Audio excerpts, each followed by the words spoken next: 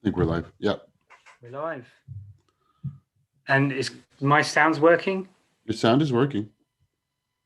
That's good. And we are here. You should have done this before, Stu. Nah, it adds to the fun. 21. I can't believe it's 21. I still couldn't believe last week was 20. I know, it's crazy, right? Where does time go? I don't know. This is a very difficult question. Oh, I can't hear you. Hang on. You can't hear me? Say something. All right, I'm saying something. Oh, you're back. You're back. Okay. It was because I flicked to look at the live thing. Yeah, I can't. Where does the time go? Where does the time go? I know, it's scary. And it seems the older I go, the older I become, the faster it goes.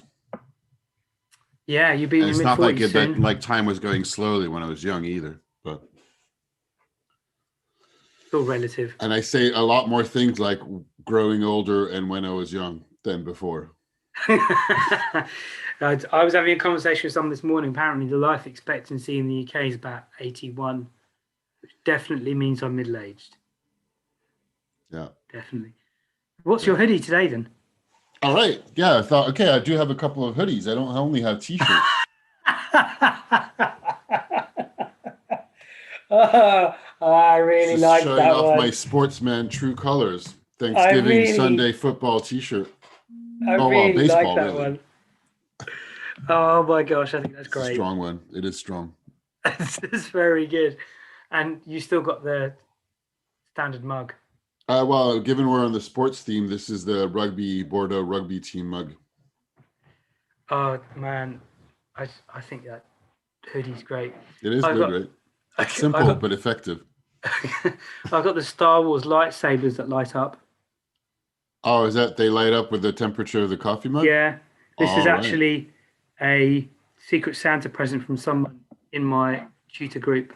There's a lot of lightsabers in there. Actually, how many are there? 1, 2, 3, 4, 5, 6, 7, 8, 9, 10, 11, 12, 13. Jeez, that's a lot. It's the second French-speaking tabletop role-playing cyber convention this weekend.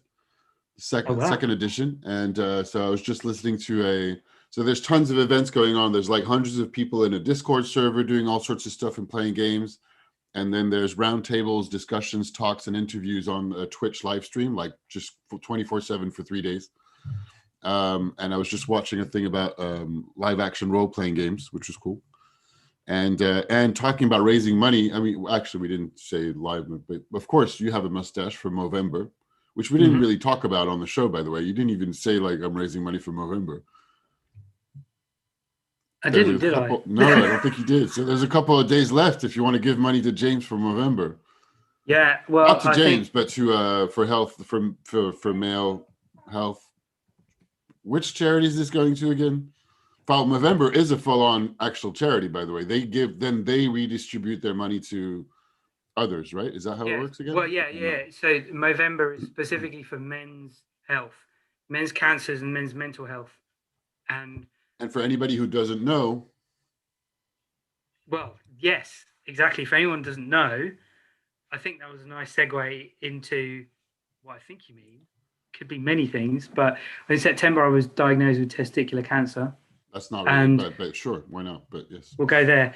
And I'm through the darkest part of the woods, and I'm all like, I didn't have to have chemo. I'm under surveillance, blood test every 3 months, scans every 6 months, and that happens for 5 years. And that's not even the main reason I do Movember every year. The main reason is because I got 5 friends whose dads all committed suicide. And the statistic I found. Sorry. Go on. Go ahead.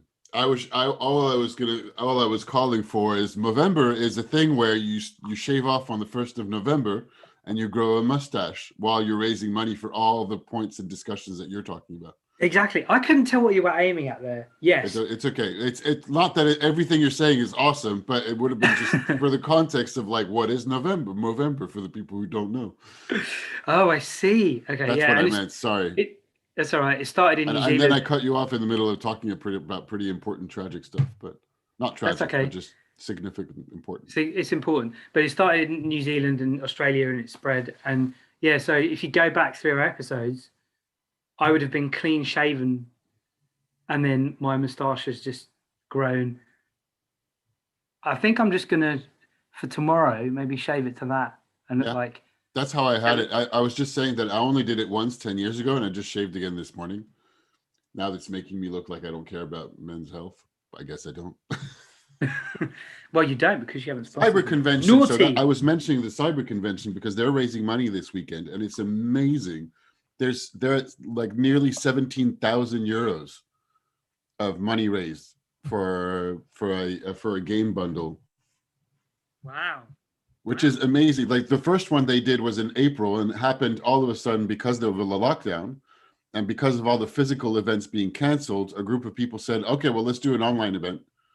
And it was so popular that they organized a second one now. Last time they raised like around 3,000 euros, which seems totally reasonable. But I don't know, like the 16,000 right now is just absolutely impressive. That's my wife walking behind on her phone. I was going to say, also be careful with your mic. Like, depending where you turn your head, like, you go in and out of sound. Oh, really? Okay. Yeah. Like so right now, it's good. So I should stay relatively still. I suppose so. I don't know. Which is something I find very difficult. So, growing moustache, raising money. A couple of my students years ago, actually, no, it was a couple. It was a group of them. They did a 24-hour game playing that they streamed live on Twitch, and raised over £1,000 for a diabetes charity. Cool. Young diabetes charity. What were they playing? Do you know? I did jump in on it for a bit, and I was watching them play. They were playing, is it called Power League? Power something, where you drive cars and you smack a ball around this arena. They were playing that when I was watching it. I don't know what platform, but they were playing that for a bit. I think they were playing Minecraft for a bit, but this must have been about 4 or 5 years ago now. Oh my gosh. The other completely crazy thing that I've been doing yesterday is, I went marching. Yeah, you did. Different. That's just another thing. So in June, around the Black Lives Matter protests, there was a bundle of games for racial justice and equality, raising money for all the funds to get black people out of jail at the moment where they're in prison during the protests, things like that, and going to social justice in general.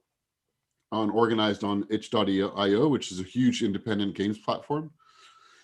And so I gave money to that thing, and I had a bundle of games that was over 16,000 games. No, 1,600 games, which I had not looked at all. And I started going through, as this new convention was coming up and has a game bundle, I was like, wait a minute, I didn't look at the one that I bought technically, like that I have access to from June. So I started going through it, and I opened the website, and I was like, okay, let's see what's going on here.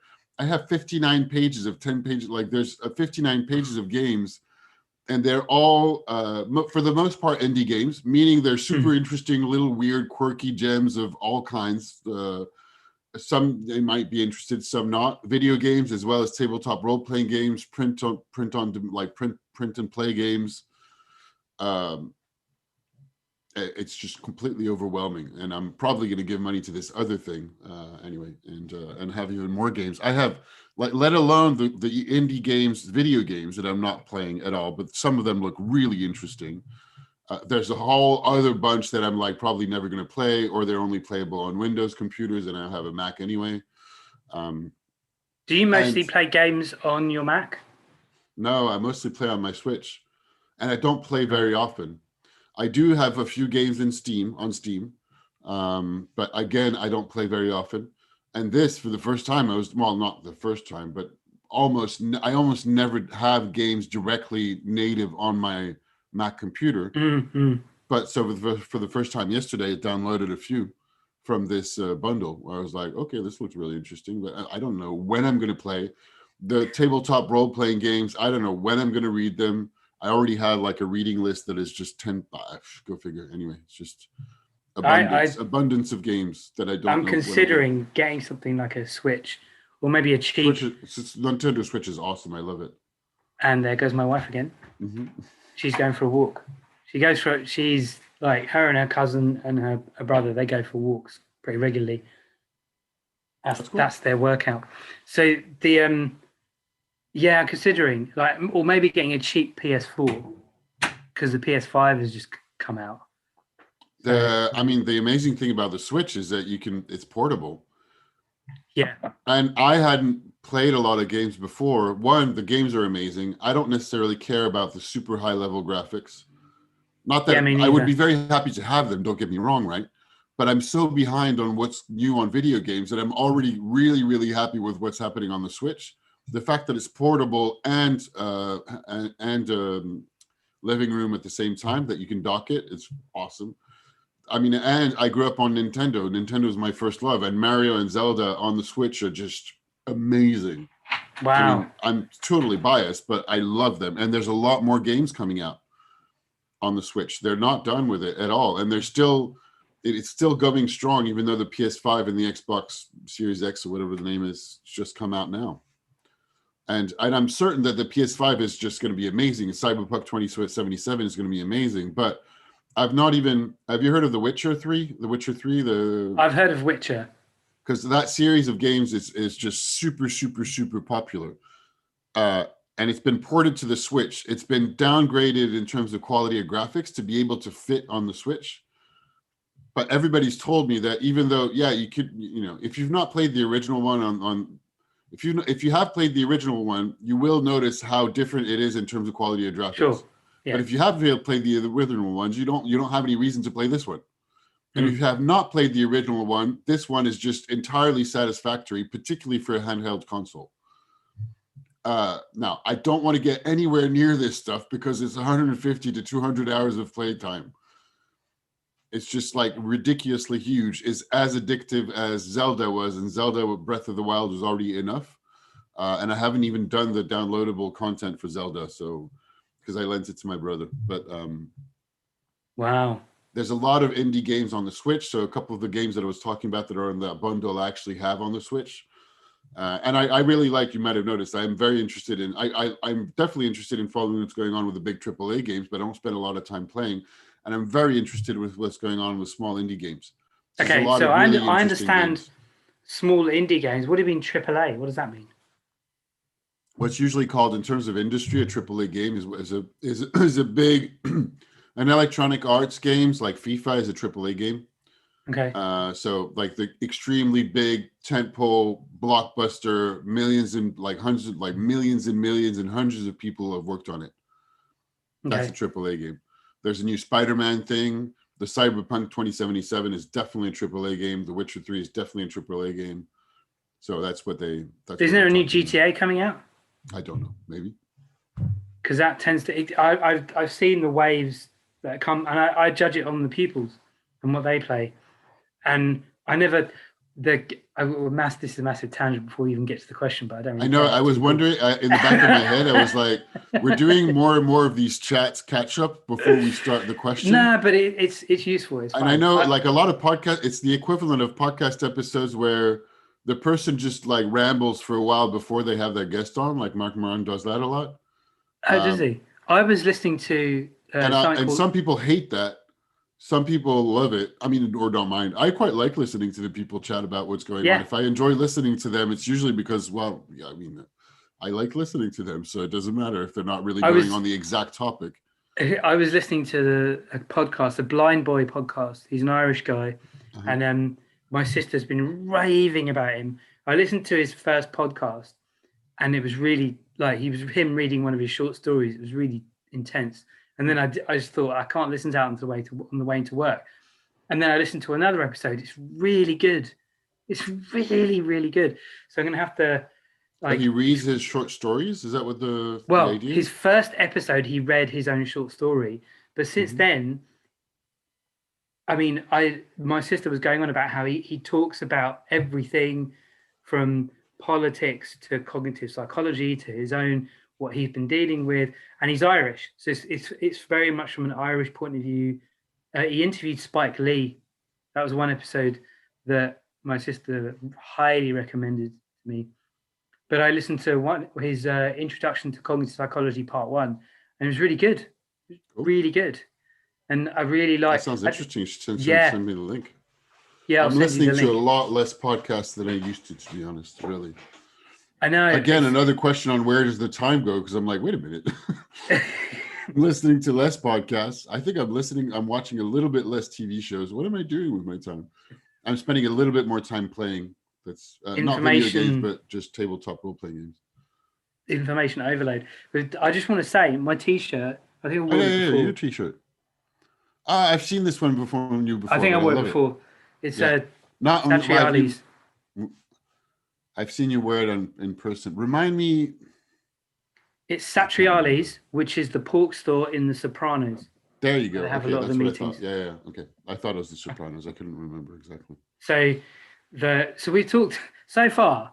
We talked about where's the time gone? Podcast, gaming, consoles. We might as well talk about political activism for a bit. I mean, political activism. I did a little bit more than armchair activism, and actually got my butt off my chair. Hold on. Yes. Hold on, because today's question. Oh, okay, cool. should tie in with it. It should. Right, let's go. So, and then we also mentioned Movember, and everyone should sponsor me for Movember because the two statistics. Statistic number 1, on average, when you even it out, every day 6 men in the UK are diagnosed with testicular cancer. So, and it's a very treatable cancer. Survival rates are amazing.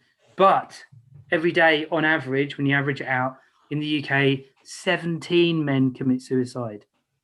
That's like gone. Yeah. And that's I don't know what it is for France or other countries. That's the main reason I do Movember. Men's mental health, men's health. Yeah. Raising awareness. And this year, mental health and security, I think, is probably going to be bigger than overall. I had that thought in the shower about we're coming up to the end of the year holidays, which is usually prime peak time for people who are feeling either lonely or have kind of depressive thoughts, in a year where more and more people are just like below zero morale level, generally speaking. So I don't know. I just thought, okay, I'm not sure if there's anything to do about that aside from like being wary and aware of the fact that people are going to be I don't know, people may well be in more need of support. And I think it does tie in with today's question. So we will get there. So today's question is... Yep. So today's question is, and this is one of my people's, what's the biggest threat that we as a human race pose? They're really trying to find random question to catch me out. All right, tell me that one again. Ask them to ask you real questions that they want to know the answer to. But this was a real question they wanted the answer to. I know. It feels, but is this the same person who asked who's the biggest threat to jobs where we started? No, this is a completely different person. No, it's funny. So it's all right. What's the biggest threat that we as a human race pose? What's the biggest threat? I'm not even sure where to start with this question. Well, how about political activism? How about you? Really? That's funny because you're asking me the question, but I don't see the immediate link, even though that link was in your head. That link was in my head. So yeah, clearly. The political. Because I'm like, all right, let me begin to answer the question because I'm supposed to be but the first one, like, what's the biggest threat? I mean, ultimately, we are our own biggest threat because technically we're the strongest thing on this planet. I mean, aside from the mosquito, which I guess you could put as or diseases, but what's the biggest threat that we as a human race pose? You're missing something in that question. I mean, you can leave it open, but it's weird that it's open. Pose to what or whom? I think what they were going for. It's purposeful, I guess. What do you think they were going for? I think what's behind that question is a concern and a worry about the state of the planet and where are we going to be in a year, 5 years, 10 years. I think that's what's behind that question. Some of the stuff we were just talking about, like environmental issues, and that's on the head of a lot of different people. But anyway, if that's what the question is about, then say so. Well, yeah, but I'm surmising, I'm guessing that's what's behind the question, because some of the pupils at school, they're not saying that they're worried, but they are, and their behavior is reflecting that they're worried about the future. And there's a lot of reasons to be, as we just said, right? It's been a bit pretty, like, arguably very, very worrying year on many levels. And worrying, particularly if you watch a lot of what I hate to call the mainstream media, because there's more and more. It's just like it's just digging more divides. That's why I don't like calling it that. But basically, TV and 24-hour news. In short, unfortunately, if you're watching like the 8 o'clock or 9 o'clock news and the 24-hour news channel, their job more than ever before. Their job is not really particularly 24-hour news networks, because they're there to make money. So they don't have a first vocation to inform. They have a vocation to create audience. So in the same way that talking about the social dilemma and the way algorithms on social media work, it's just creating an atmosphere of tension, anticipation, ultimately fear, and people being worried, gets people coming back more often, spending more time watching, which fulfills on the audience numbers, advertising numbers, requirements, and targets of the 24-hour news channels or the social media channels. However, on the other hand, I say, and I think there's probably studies to show so, but I don't really know off the top of my head anyway, that it creates a general mood of a lot of people just worried and depressed, particularly when in this kind of year with an epidemic of such large proportions, I mean, a pandemic. And a pandemic, and not only that, is that every single event is blown out of proportions. In a time where we have so much more access to 24-hour news, and they need to fill 24-hour news. So what they fill it with is stuff to be worried about. Now, it's not to say that there isn't anything to be worried about, but, and this is a function of threat and using the question, is anything that is generating a threat, and we've talked about this kind of stuff before, but I was talking about it yesterday, thinking about, anyway, it doesn't matter. I was looking at a couple of things for a student, and going through an article about looking at how our lymphatic system, the lower brain system or reptilian brain, for all animals and us included, is wired to detect threat. Yeah. And we talked about this last time, I think. We're wired to detect threat and to react. Our body's wired to react to threat before even our conscious thinking is just kicks in a second after, or a fraction of a second, whatever. So limbic system. The limbic system, not lymphatic. I thought it was something like that. Limbic system. Yeah, thank you very much. The limbic system is designed to protect our bodies and protect our well-being from threats. And it kicks in by going into flight, fright, freeze, right? So so it's kicked into to have those kinds of reactions. Probably some kind of hormonal change like launched in there. And anything, so fear, worry, fear, and a bunch of other things, but certainly fear to begin with, is one of the, is it a consequence? Yeah, fear is a consequence of the threat. So it's just like you have fear to help your body respond to a possible threat, to what's considered to be an immediate threat. So that started out with, look at animals in the savannah, and there's a predator attacking an animal. They have that thing to make sure that they have, some kind of warning signal to make sure they flee. So that helps us in case of an immediate threat, emergency. That whole idea of like, there's a tiger in the room, there's a dude behind me with an actual knife. That is a real immediate threat to my life. But that's been extrapolated out to anything that could be considered to be an imaginary threat.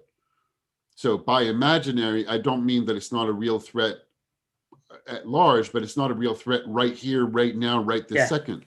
Yeah. Yeah. So something that you see on TV and the fear of catching a virus, of being ill, and of dying or having a loved one die, those are all not immediate threats. Like they're not there right now, but TV and everything else, and our body will react as if it is, to a varying degree. Even if intellectually we know that the threat is not right here, right now, the worry and our body and our actions will adapt. Not only naturally, but also in the midst of everything going on this year, we have adapted completely by following the instructions for the most part. Actually, generally everybody has, one way or another, even to varying degrees, of washing your hands a lot longer and a lot more frequently, not touching anybody. Now it's become taboo to touch people. Yeah. Which is also another thing that I'm worried about personally, because I think we are extremely social and sociable creatures that need touch. Yeah. Remember those studies about was it Armenia or Romania? It was the Romanian orphans. The Romanian orphans, exactly. Yeah. The Romanian orphans that were left without any kind of physical touch as babies. Yeah, it's in the psychology A-level textbook. They were chained, and this is the thing. How do you study? And they all have, so just to finish on that, they all have emotional and psychological trouble in their lives because they've not been held and touched. Yes. And what kind of stuff are we condemning on ourselves through this whole pandemic? And this is only one small point among many that I'm concerned with. So to go back to the question, what's the biggest threat human beings pose? What is it again? So I've been realizing that I was switching to the tab about the chat, but then it would show on the live stream. So I wanted to avoid doing that. I actually put the tab on, so it would have been live stream. What's the biggest threat that we as a human race pose? And as much as possible, I don't impose anything on the question. Sure. So it certainly allows us to talk to a lot of different things. So we talked a bunch, and I went on for a while about how we react to threat. And there's a quality to that which makes it that it snowballs, particularly with, I would say, that general worry and everybody worried about everything, not everything, but just say what's going on this year in short. A lot more people worried. So everybody wants measures to be taken in order to protect ourselves, which reminds me of that passage that I read in Thinking Fast and Slow, which was amazing, to talk about priming.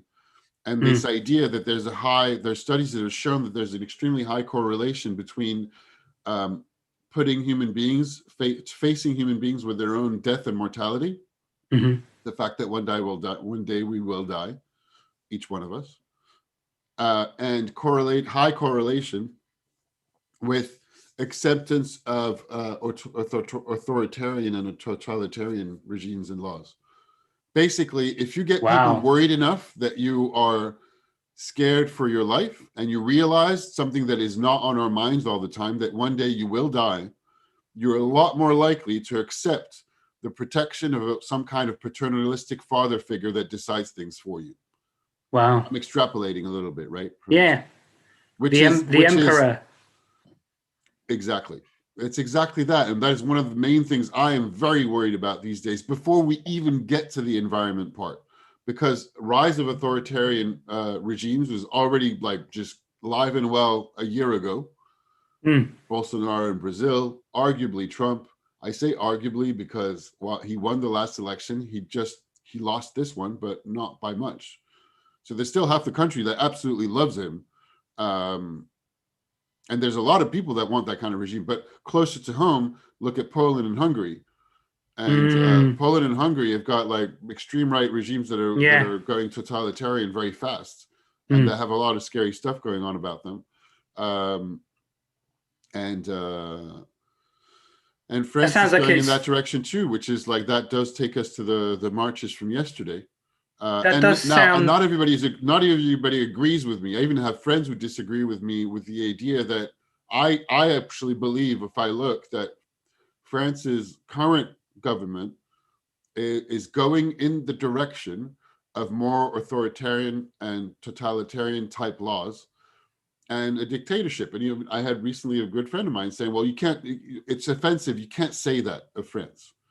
It's true. You can't say that we're going in the direction of a dictatorship. It's not allowed. And I said, well, actually, they said it wasn't allowed. No, they didn't say that. They were just okay. So it's like, for me, it's like you can't say that. If you can't say that, it's not allowed. Yeah. Right. So, and he said, look at the definition. I actually, this was a Facebook comment. We had a phone call since, but I went to look at the definition of a dictatorship. And at the dictionary definition of a dictatorship is when one or a small group of people make decisions for a whole country. And right now, what's going on in France is that the president is making decisions in a secret defense council and then gives his decisions to the parliament without them being discussed in the parliament or agreed with the parliament. So he has a small group of people that is composed of the defense ministry, the health minister, and the generals of the army. And so they're like 5 to 6 to 8 people in that council. And they're all under secret defense. So everything they're saying is secret, so they can't talk about it. And they come out and they say, like, this is how the country's going to be run. So it fits the definition. It's a small group of people that have decided to do things for the whole country. That is quite scary. It is, right? Say that. That is quite scary. So, you might disagree. Like, I know people, and I know that what I'm like saying, and I'm being cautious around what I'm saying because people may well disagree with what I'm saying. But that's part of the reason there are huge amounts of marches yesterday. There's a lot of concern and questions around the way that the healthcare crisis was managed. I have serious concerns about not only how it's been managed, but what is actually done about it in terms of, and this is the kind of stuff that has become extremely delicate to even talk about. Yeah. So you can't even question what has been done because then you're automatically taxed with being a conspiracy theorist or against the government. I'm like, I'm not talking about a conspiracy. I'm only saying, wait a minute. For example, the kinds of stuff that I say, because I'm about to say it now, is we learned a lot about the COVID-19 coronavirus since the beginning of the year. And one of the things that we have learned is, while I certainly don't want to catch, and I think some measures should be taken, it's not killing everybody. It's not Ebola. It's not the Black Plague. And while this is very delicate because a lot of people have suffered, some people have actually lost people, some people have been very sick. But in the country where the president of France is still saying we are the country of human rights, but you're broaching and eliminating a bunch of those human rights, and that's very questionable. And I think that if you're saying that human rights are extremely important to you, then you don't curtail them. Now, I don't have the right answer either. It's a very complex issue. But when everybody is turning to China to say, hey, look at how China, we should manage it that way. I'm like, well, yeah, but they're not the country of human rights. It's not a democracy. Yeah. And I love China for many other things, but it's organized in a very, very centralized executive fashion, one party, one organization. So they decided that they could take measures as drastic as blocking off and closing and cording off a whole city. Whereas here in France, it leads us to these kind of ridiculous situations where we technically have a lockdown, but we can all walk out. Everybody's going to work. And right now it's been just eased a little bit technically since last Tuesday. The president talked again, announced like easing the lockdown progressively, but all the restaurants are still closed. So basically you're condemning all the people. Everybody's under enormous amounts of pressure. And this is, again, I'm going to say something that opens the doors to a wide conversation, is very arguable, but the way the liberal capitalistic society functions in broad terms, and this idea of like large companies where everybody's going because they're employed by them to work from 9 to 5, etc. I read an article about that a while back, talking about how the way that this system can still sustain itself when people are forced to go work for somebody else for a set amount of hours, and it's only if they have enough money to live and function, feed their families, etc. And it concentrates the amount of time that is left over for people to entertain themselves, to like have time with family and love exchanges, social exchanges that are extremely important to human beings. So one, it gives between the commuting time and the time in the office, it gives less time for those kinds of activities.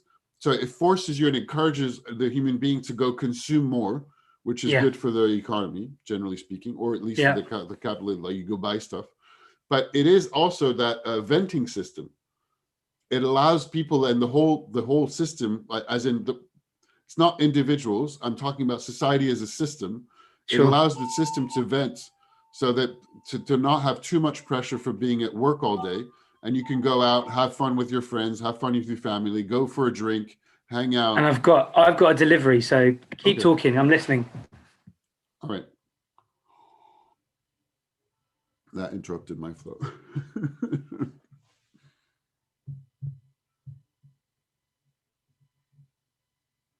I know I'm supposed to keep talking, but it's too difficult. That cut me off. I'm going to close my. Why was it too difficult to keep talking? I was listening. I don't know. They just cut me off. I'm like, then I forgot everything. I froze. I felt threatened and froze. You felt threatened, so you froze. Which is my typical way of doing things. So you concentrate that venting time. Now, you force everybody home. You close all the restaurants. You close all the venues for entertainment. So there's no venting. So you're like a pressure cooker now. Yeah. No venting for the population. Mm-hmm. Okay. Morale goes down. Pressure goes up. Inequalities rise because all the people who can work from a computer tend to have jobs that are higher paid. Or the amount of stress hormones in the population goes up. Yeah. Which mental is also why the yellow vest started their movement in the first place, is the system also works as long as people have enough when they go to work and they work hard to feed their families. But if they don't have enough money to feed their families and to put fuel in their car, then they're like, well, this is how can we keep going? Because people accept that kind of deal as long as it, they might grumble because it's like unfair, but it's still okay. But but when it starts to not be okay at multiple different levels, so now this is like, and of course I'm talking about France, but there's a lot of this going around the whole world. Yeah. So on top of that, add a few things so the pressure cooker, there's a lot of people under pressure, and there was already a lot of tense situations in France, and there's tense situations everywhere. You don't need much to spark a fire, right? You have a whole system and a whole situation that's going on, and I know it's answering the question in a roundabout way, and we've not even touched the environment yet, but that is part of the threats that are posed right now that we pose to ourselves. In the way that we function as a society right now. There's also a big threat, which is less like people going against each other. So what's been going on in France with the yellow vest movements is the government's relied on the police because that's one of the things they have invested in a lot over the past 20 years. We talked about this before. You mentioned how much investment was done in the police. And the police aren't there to protect the individuals in the society. They're there to protect the state and to enforce the rules of the state. Yeah. And that's something that people don't quite realize a lot of the time. Yeah. No, they don't. And then very recently, last week, so there was a quick succession of different events. One to lengthen and announce a new lockdown in France, but a lockdown that isn't really one, because technically we still have to. There's the freedom of to come and go is curtailed by the fact that we need to have a paper to show. So that, I mean, literally, even though I'm not at risk, I live in a nice neighborhood in Paris. I'm a white guy. I'm not massively controlled. People who have a darker skin, from yours to darker, are definitely controlled a lot more, for sure. Just so happens. Now, actually, maybe I will caveat that by saying that I don't have exact numbers aside from qualitative people. But you still, but at the same time as a lockdown, people still have to go to work. Yeah, so we've got this weird situation. It's technically a lockdown. Public transport's working. People have to go to work. Work is open. People are encouraged to work from home if they can, but not only. You can go shopping. All the other, which was a part of a notion of discontent to begin with, because bookstores, libraries were closed, but they said, well, if everybody can take public transport, if everybody's going to work, if everybody's going to supermarkets, then why are you closing the bookstores? What's the point? It's the same thing. Yeah.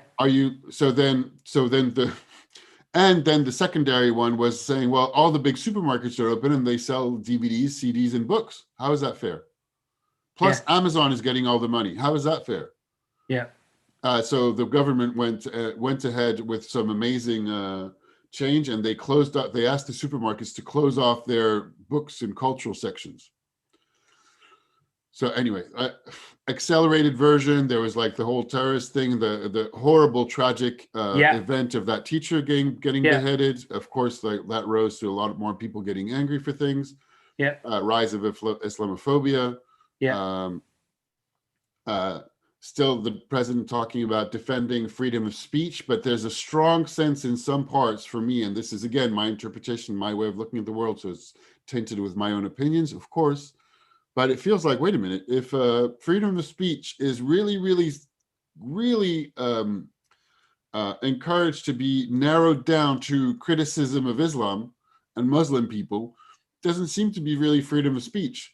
And then meanwhile, the freedom of speech about like how the government's been handling the coronavirus and how dangerous really the coronavirus is and what's needed there, and the fact that our healthcare system is like not working and has been divested for years, that's less acceptable type of freedom of speech and more easily censored on YouTube and other types of social media. Then on top of that, there was like a documentary that came out that was like very, very conspiracy theorist, apparently. It was 2 hours and 40 minutes and I haven't seen it. That came out in France called Hold Up. I heard about it. And first I was like, yeah, I don't have time to watch a 2 hour and 40-minute documentary that apparently is very, very dubious about how it's been done. I'm sure there's interesting things in there, but so that was like a lot of another big wave of conversation.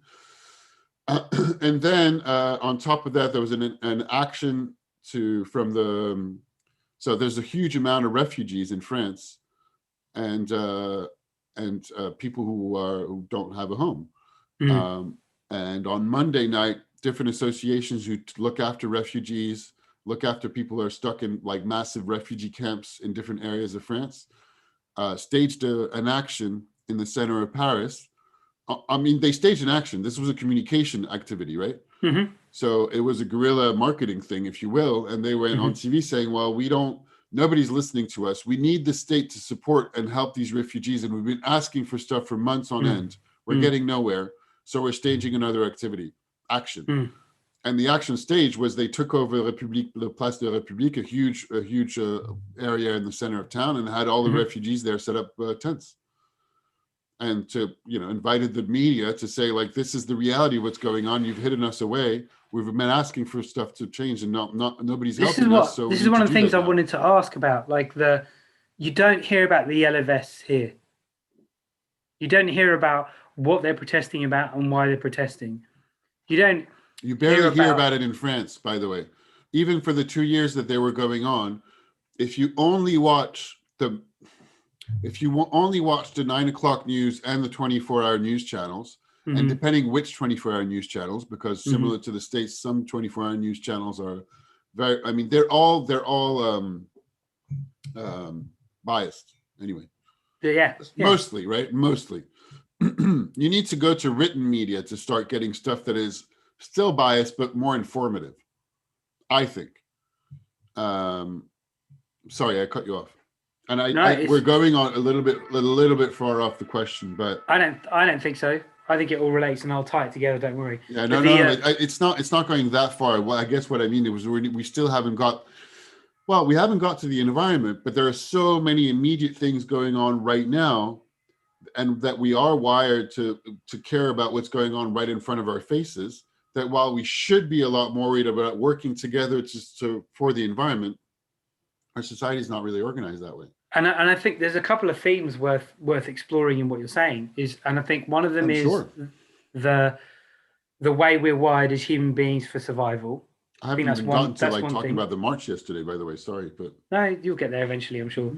So I think that's one theme. The other theme is the way the economic system is structured it's designed only to produce one probable outcome and permanent growth, and the pressure cooker and the deal of you go to work, you get money, as long as you have enough to take care of your immediate, you don't really care about anything else. I think another theme within that is humans are social, and the need for touch is really important. Slight aside to that, there was a very famous experiment that was done in the 50s about, and this is in the psychology syllabus, about this guy took two monkeys. So he took one monkey, they're orphaned monkeys, took them away from their mother monkey, rhesus monkeys, and he set up two surrogate mothers. One was like a wire, but it had like a milk bottle, and the other was this soft towel. Yeah. And then he scared the monkeys. And this is a horrible thing. You can see It's videos horrible. of it, what he did. It's horrible to watch. And the monkey would go and spend more time on the soft cloth monkey than it would being fed. And then he did other stuff. Like he took these monkeys that didn't actually have any contact with an actual mother monkey and put them in a group with other monkeys who did. And that monkey didn't know how to behave, didn't know how to react, didn't know how to get on with the monkeys, was like pushed around, bullied, isolated, all of that, just didn't know. And in listening to you talk, I'm like, wow, this is kind of This is rough. happening. I've been talking to my students and spending more time than I technically should and that I'm definitely paid for. Not all of them anyway, but I mean, the students and so the younger ones have gone back to school. So at least there's a bit of that, even though there was massive impact earlier in the spring. But the older ones, so the ones after high school, so the kinds that I have, are under massive amounts of stress because they have full day long classes online with all the things working, not working about technology. They have a huge amount of stuff to produce, papers, etc. They've got all their personal circumstances, whatever they might be, whether they're stuck in a room or in a tiny studio or in their parents' place, which maybe they have more space, but they might not want to be at their parents' place. They're 21, 22. They wanted to be in the city to study and hang out with their friends. They can't hang out for the most part, or very little, or definitely limited hanging out with friends or doing stuff, partying. Again, that idea of events. We need to be able to vent and have fun and have social interactions. Like, let alone go figure what's going on the dating scene. Like for those who are single and not having, I mean, I have that problem. Go figure what's going on with Christmas. Go figure what's going on with difficulties of like members of the family that they can't see. Some of them are coming from abroad, so maybe they can't go back home for Christmas. I mean, it's rough. And all the president had to say like a month ago was like, oh yeah, it's tough to be 20 years old in 2020. I'm like, great, thank you very much. Wow. Awesome. So there's the economic system, there's our inbuilt ability to react to everything in terms of survival. There's the need, we're social animals, and comfort. And then there's also democracy, supposedly human rights, supposedly freedom of speech, supposedly like how do we get on with each other? Because the other thing that's within what you've been talking about is the kind of rise of nationalism and each country wanting to do its own thing. We're going to take care of ourselves. We don't want anything to do with anyone else. That's what immediately happened. As soon as a big threat showed up of like the pandemic, some of the borders closing down. Yeah. And more control over the population, like following people with apps.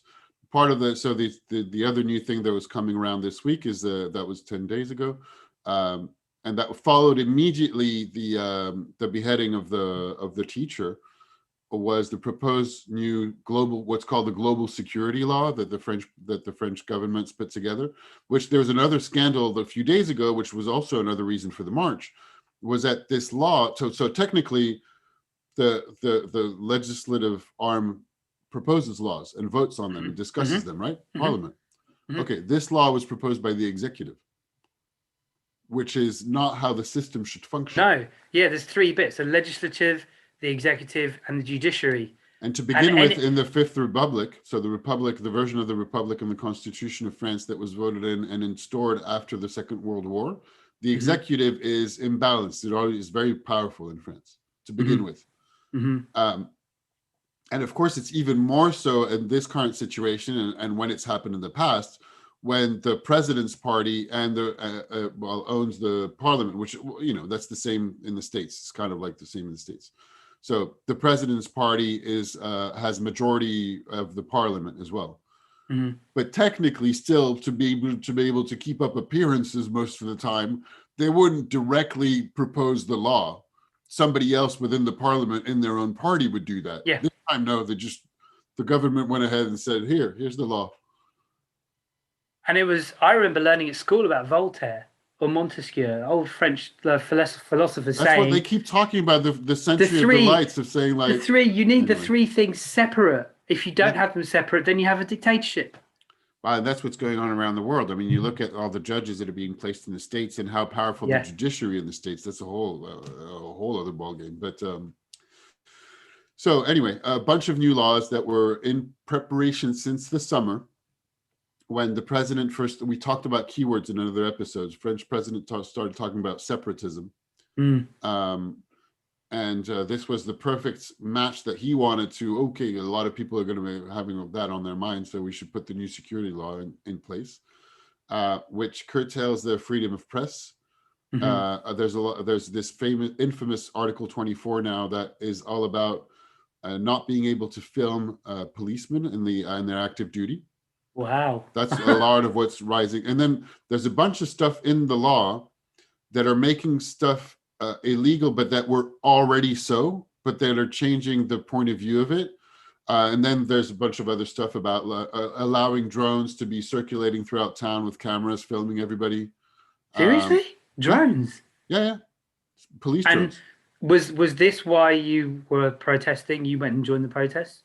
Yeah. So there's that. Plus, so that the makeshift camp of the refugees was extremely violently taken by the police, who were just hitting people and assaulting elected officials, or like verbally assaulting, at least verbally, and or being just, I mean, you see the video, it's shocking. The video from Monday night is extremely shocking. Even the defense minister said he was shocked. And the defense minister is let's just say I don't like him. Okay. Keep it there. Keep it. Okay. Oh no. Here's a factual thing about the defense minister. Our defense minister in France was legitimately accused, and he is under trial at the moment for rape. Multiple accounts of sexual assault and rape, and then the president named him to be his defense minister. And then, so after the fact, he was named. He's still under trial right now for sexual violence and rape. Wow. Investigation, I think. Investigation, not trial yet. Under investigation, yeah. So this dude, to begin with, whatever else you want to say about him, this is a person who is under investigation for rape and sexual assault. And he is now the defense minister in charge of all the police and national defense in France. I feel like I'm in some film, or a Black Mirror episode, or like that's exactly how I feel. So like threat human beings pose. So and here's what's scary is that I still have a lot of people who are like, no, you're exaggerating. This is not.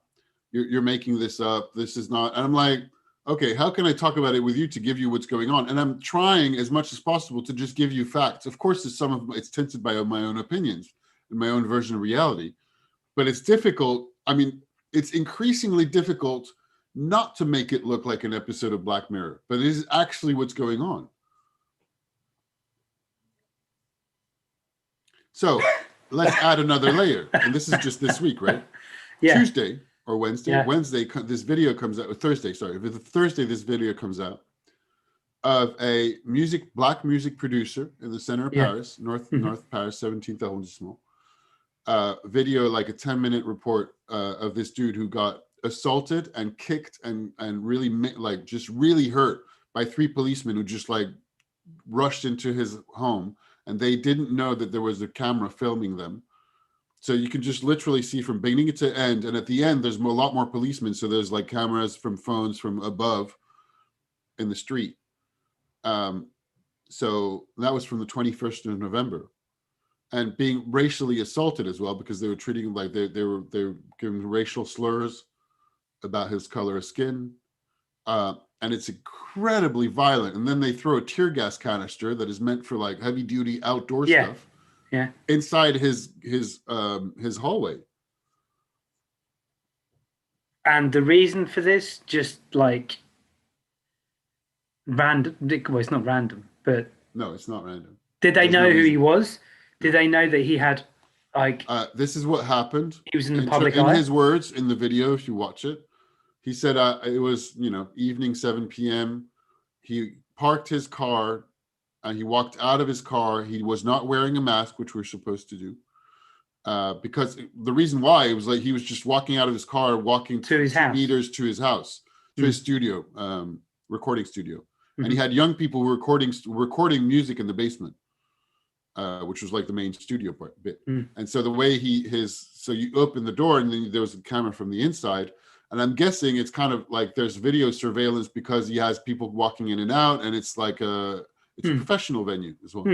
So there's a bit of a what's it called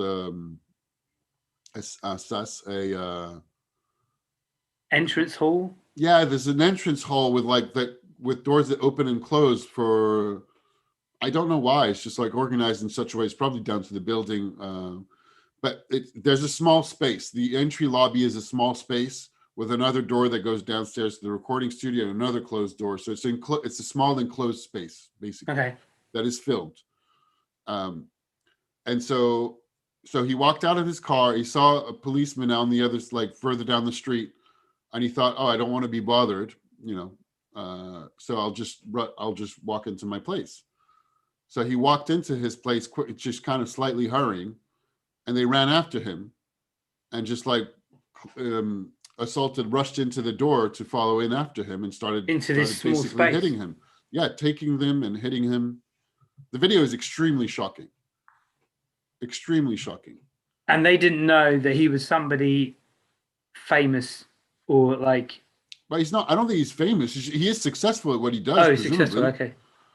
He's not famous. I mean, I've never heard of him before. Maybe some people know him.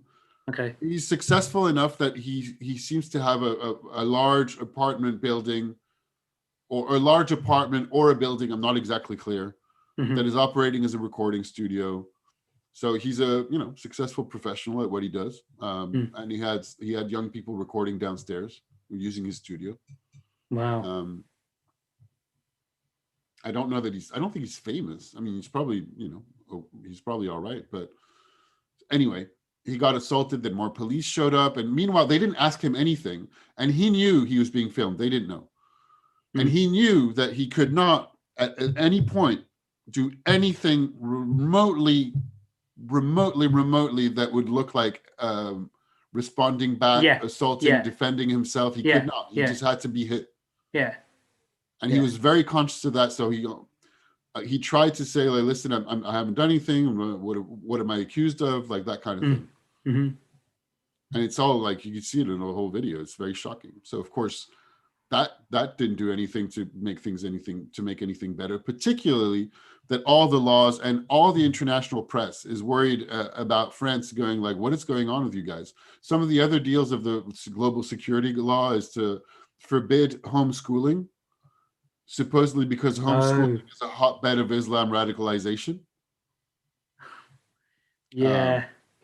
There's a bunch of other stuff going on in that law that I'm not even clear what they all are. But so suffice to say, people were a lot, and so the French president announced on Tuesday this easing of the lockdown.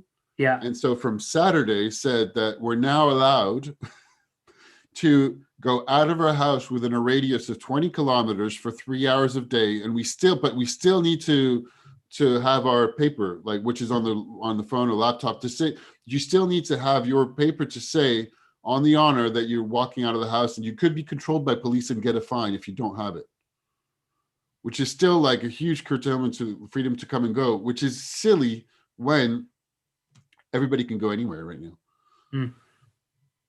Bars are still closed, and they're going to be closed until the 20th of January, at least. So there was a march organized, and the police tried to forbid the march on Saturday. and the justice got the decision overturned. So the march was legally authorized, and it was a march for civil liberties, against police violence, and against and particularly against that new law that is being passed and that went through the first chamber of parliament and is being revised at the moment. There was also another in the midst of the week that was crazy, with a bunch of events going on to get people angrier and angrier. And I say not everybody, a portion of the population. Of course, there is a huge portion of the population that is extremely happy with this law. Yeah. Right. And my perspective on it, I'm not the only one to say that, this is a whole gambit for the French president having started his re-election campaign and going more to the right and extreme right in the idea, that's my analysis anyway, to say that, well, more and more people want protection, and I'm going to try to get the votes from the extreme right border.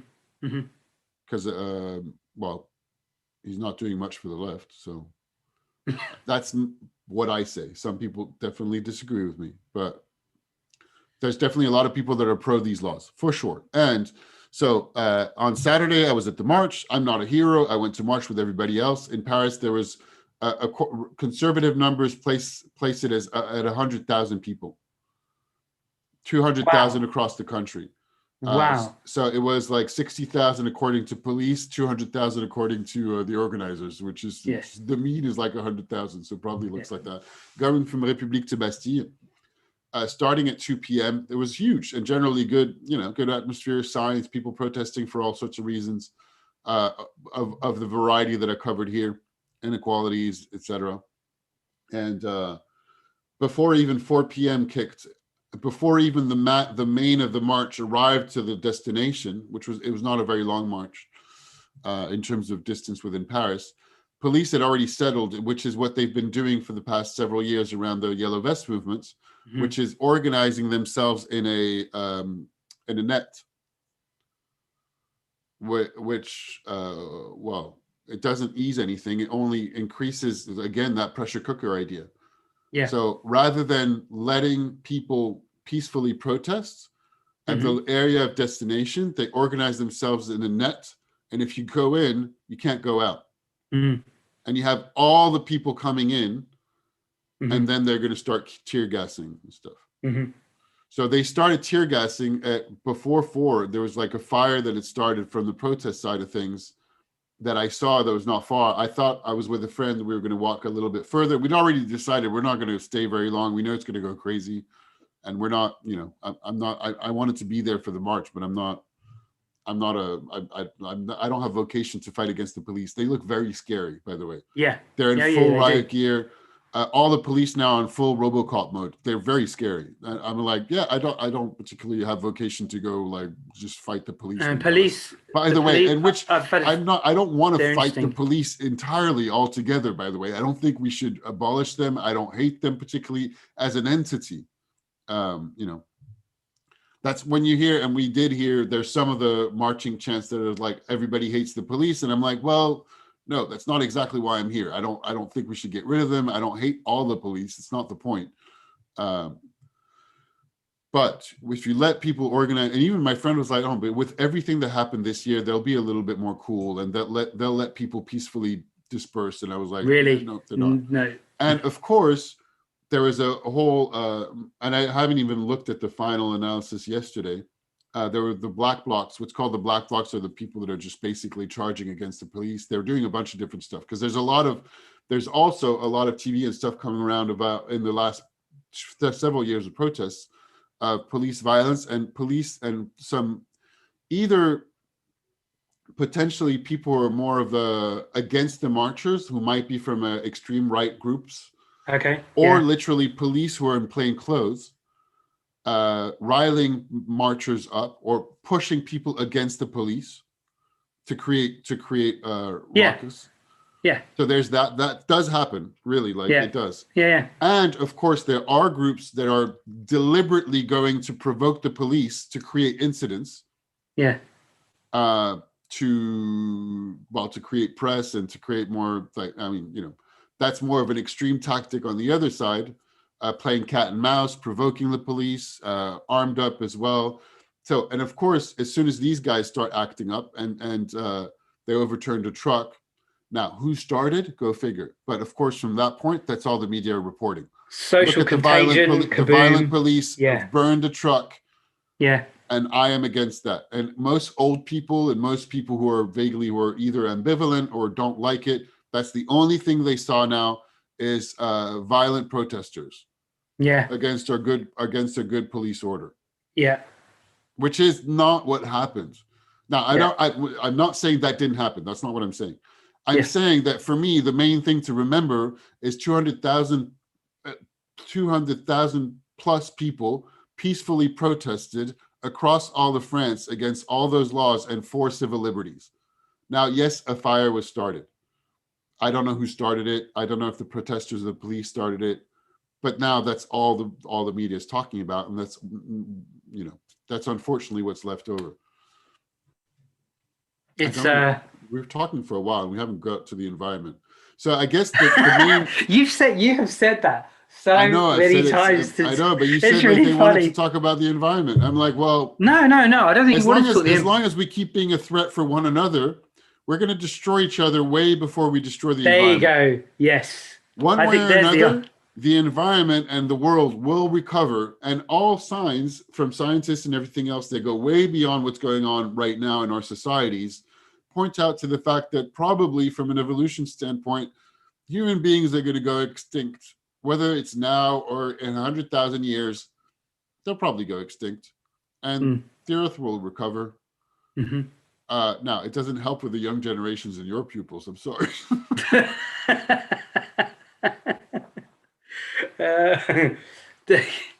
So, I mean, really, to answer the question, the biggest threat we pose as a human race pose is to ourselves.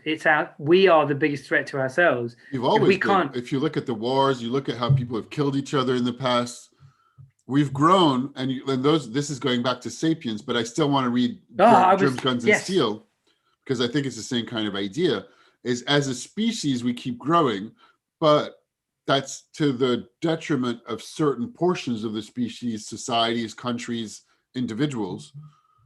Now, I was thinking of Sapiens too, because and less so Guns, Germs, and Steel. Guns, Germs, and Steel. I haven't read it yet, so I can't say for that. Yeah, it's a very. I know it's a mega history, so it was like maybe. Yeah, it is a mega history, but it takes much more of an anthropological point of view rather than the Sapiens thing about ideas and myths and bringing. So it's. I was gonna mention this. I'm really glad you mentioned Sapiens, because I think that one of the things I took from reading Sapiens was the idea that something could unify a lot of people is what's been key to our survival. And maybe everything that's happening at the moment on the planet is going to kickstart like some huge idea. I don't know what it will be, that will bring together the entirety of humanity, and we'll sort ourselves out, or we'll destroy ourselves. Yeah, but that's what the author of Sapiens has been saying all year. Yeah. And I think that that's kind of what I think the thrust of the question was. And it really depends how we go into it. And I don't necessarily have an answer. And there's a lot of people who are like, yeah, well, if you have a better answer, why don't you tell me how to do it? I'm like, well, I'm not saying I have the answer. I'm saying let's sit down and talk about it. Yeah. Because let's then sit down and talk about it with the perspective of how do we do this in a way that we care for one another, we listen to one another. And so it's easy to go in a demoralized fashion with everything that's going on right now. And I have been feeling a bit that way. And in the midst of everything going on for me in my life, I mean, you know, my father passing away not long ago, et cetera. I'm like, all right, well, I'm not feeling great, but I'm not bad, and my life is good. So where can I put my attention to? And for me, the past few weeks, it was, you know what? My students have questions and they need me, so that's where I'm going to put my attention. Not the only place I'm going to put my attention, but I'm going to spend a bit more time than I'm paid for and that I should technically. I mean, should is, I guess, a matter of my own decision, but I've spent more time with them thinking, okay, well, let's hope that I can transmit something and I can teach something that will be useful to them in whatever they are up to in this new Mm-hmm. generation, and that can make a difference and a positive Mm-hmm. difference, and hopefully, and for me, because I feel like I'm doing something useful. So I agree. At the micro level, I've been more looking at, okay, well, how can I be there and have fun and listen to my friends, to my family, and to the people that I'm immediately connected to. In this case, right now, these past few weeks, that was the students I'm teaching. Still wondering, what could I do from a larger perspective? I don't know. But what seemed to be there immediately was yesterday going to the march. Because I also think, and I've said this before, and we might have said this around the Black Lives Matter thing, was that it seems like it might have as much impact as voting.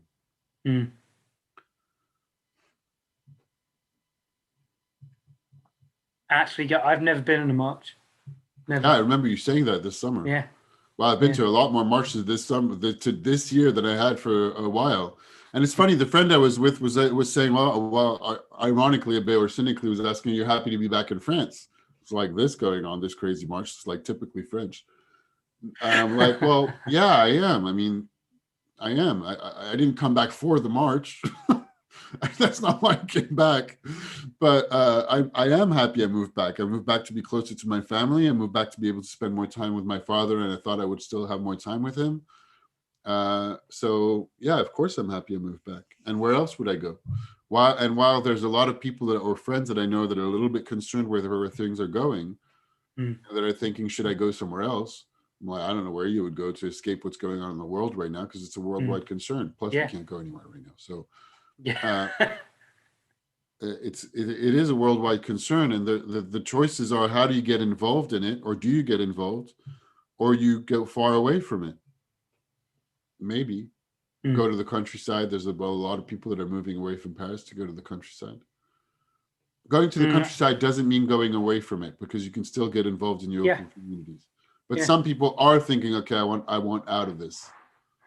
Which is a very difficult thing you can't. I don't think you can. It's a concern for humanity right now. And I think a bit like what you're saying, everyone, in my opinion, everyone has something to bring. And I think so too. Discovering what you bring, and the place where, and the contribution and the expression that's right for you, I think is the.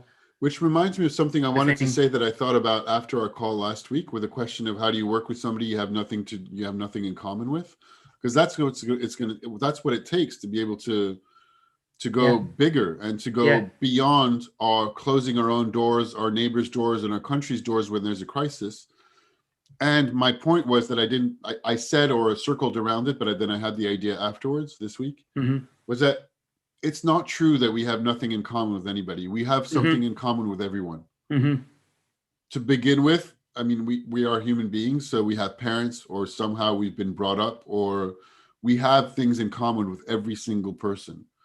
Now, when you're young, and we talked about that a little bit, like the teenage or young person thing, there's a whole aspect of like trying to be cool, trying to be in the in-group, belonging. So it is a lot more tricky and a lot more dangerous to say, well, okay, well, tell me more about how, I don't know, your best friend when you were growing up, because we both have one. Or tell me more about this thing that you listen to that I have no idea about, because I don't want to look like I don't have any idea what you're listening to, even though it means nothing to me. Which me, with older, and I don't mind being silly and saying, well, yeah, I don't know anything about your rap music. Tell me about it. But yeah, we have something in common with everybody, and it gets difficult. It looks very difficult and even impossible if the lens through which you consider whether you have anything to do with someone else is social media, for the vast majority, and or 24-hour news, and like the 9 o'clock news, so TV and reality shows and all that stuff that is just showing dissension, disagreement, people disagreeing with each other. Because this is super corny, but love doesn't sell as much. Yeah, that might be a good place to end it. Love doesn't sell as much. I've been going on for a while. But love ultimately is what we're. But it does at the same time. That is the most satisfying. The counterintuitive point is that is the most satisfying. That is the better thing to do. And however your approach to love is and what it means, you know, and there's something a little bit more humanistic or spiritual to this, whether it's through, you know, hanging out with your friends, whether it's through, some people are religious, hopefully the, you know, the right side of religion, whatever that means. I'm not particularly religious. Or I don't know, playing video games maybe. Yes, brilliant. The sacred and the Profane? No. I was gonna say profane. The but sacred it's and not. the beautiful, maybe. The sacred and the, not profane, not profound, mundane. The sacred and the mundane. That's what I was Yes, gonna say. the sacred and the mundane is something I really like, because I like the contrast. Yeah, me too. Yeah, that's that kind of contrast. It is, yeah, and it's we're all going through a very challenging time across the planet right now. And we are, so we can stand to listen and stop and listen to what's going on for other people. Yes, that is almost exactly what I was going to say. Listening and finding your own way. Everyone can bring something to the party, and listening and discovering what you bring is, I think, the way forward, or a way forward. Yeah, and it's easier said than done, because you have all sorts of emotions and disappointment, or, you know, when people don't think like you and you really stop and listen, it's confusing. I'm like, how can you not? I don't understand. No, but it's true, and sometimes it can be disappointing if it's somebody you appreciate. And it's fascinating at the same time to both be looking at the same thing and having wildly different opinions and perspectives about it. It's happened, and it is happening, and I'm sure some people listening to this may have wildly different opinions and perspective about what I've been saying this week and my perspective on it. Yeah, and if you do, that's okay, by the way. Subscribe and leave a comment. Yes, please. Let us know. Thank you, James. Thank you. Great.